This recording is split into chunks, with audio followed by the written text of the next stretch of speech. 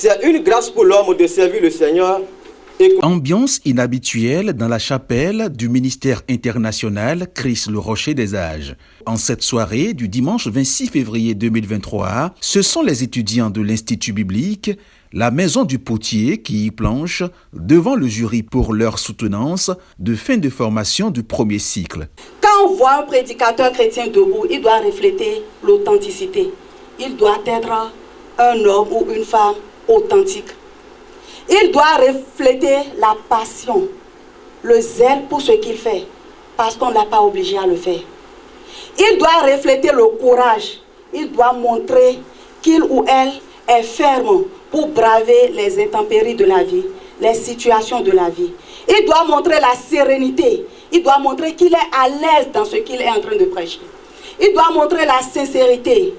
Il doit montrer, après tout, qu'il n'est qu'un homme ou une femme ordinaire qui a des plaisirs, des envies, à savoir suivre des informations, faire le sport, prendre soin de son corps et j'en passe. Et si ce jour était votre dernière journée, si après cette séance, vous rentrez chez vous et que le lendemain, vous n'avez plus la possibilité de vous lever,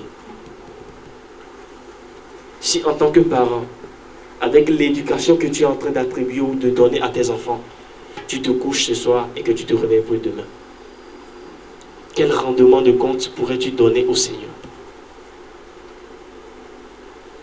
Serais-tu trouvé digne dans la présence de Dieu ou serais-tu indigné? Pourrais-tu répondre à Dieu, oui, j'ai servi en ton nom?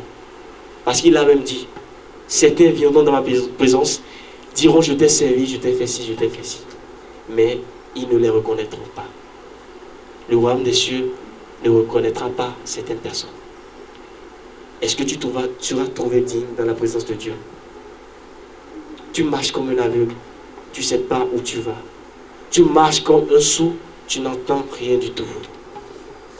Tu t'en fous de Jésus, tu t'en fous de sa Bible.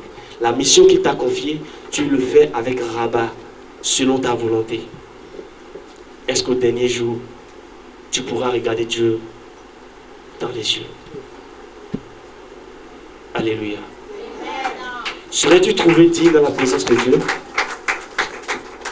Au nombre de 7, ces étudiants ont, à travers leur exposé, non seulement convaincu le jury, mais aussi ému le public circonstanciel, fait d'amis et de parents. J'ai vu une pépinière assez fournie, j'ai vu des récipiendaires documentés.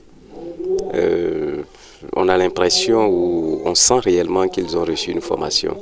Et vous savez, le début de toute chose commence par la formation. Lorsque vous ne recevez pas une formation, vous ne pouvez que faire des improvisations. Donc, on ne peut que leur souhaiter de bonnes chances et qu'ils continuent dans cette lancée-là et que Dieu les bénisse. La présente cérémonie de soutenance est celle de la première promotion de l'Institut biblique La Maison du Potier, une école de théologie qui forme les étudiants dans la connaissance approfondie de la parole de Dieu. Vu les dérapages auxquels nous assistons aujourd'hui dans le corps de Christ, il est quand même important qu'après la vocation, que les chrétiens, les appelés, passent d'abord par la formation. Et après la formation, chacun peut entrer dans la mission dans son ministère. Donc cette école quand même vient répondre quand même à la carence à laquelle nous assistons aujourd'hui dans le corps de Christ, où beaucoup de désordre se passe par-ci, par-là. Cette école forme les étudiants dans la connaissance de la parole de Dieu. C'est une école qui a quand même des diplômes reconnus. Donc chacun, comme c'est le premier cycle, certainement que des gens vont continuer parce que la connaissance n'a pas de limite. Donc chacun, ils vont continuer pour le deuxième cycle et nous leur souhaitons bonne chance pour la suite. Après la délibération, les étudiants ont reçu leur attestation de fin de formation. Ils s'engagent tous à poursuivre cette formation afin d'être des serviteurs de Dieu exemplaires.